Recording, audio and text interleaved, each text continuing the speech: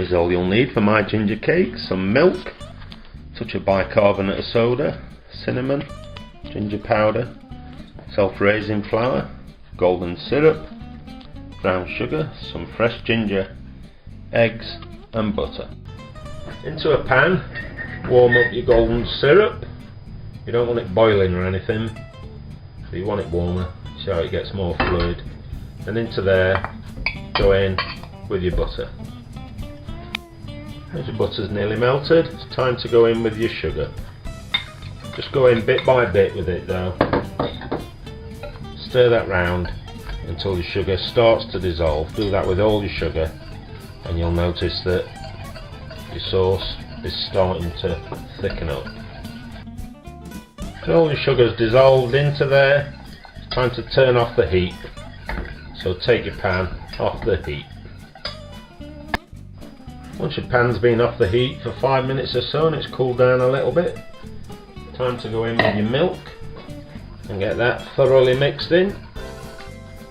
Mix in with your 2 beaten eggs. Same again, get those thoroughly mixed in. And then, last but not least, it's time to get your elbow grease working and grate in your fresh ginger, juices and all. With your wet ingredients mixed, it's time to put your flour into a mixing bowl. Go in with a spoonful of ginger powder, just for a little added taste, a spoonful of cinnamon, and lastly, a spoonful of bicarbonate of soda. Just get those and mix round, and then it's in with your wet ingredients. So pour them in, and then into use again comes your elbow power, and get those mixed together. They will eventually come together. Once you've given it a good mix, it's time to line your cake tin, or in this case a loaf tin, with some greaseproof paper.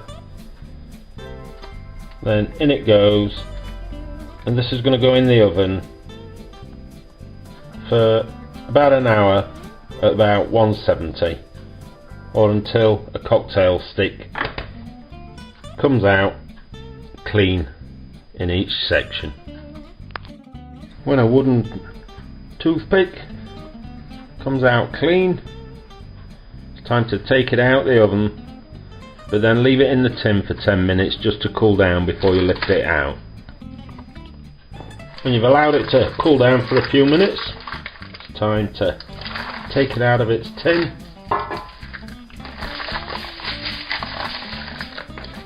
Turn it upside down and pray.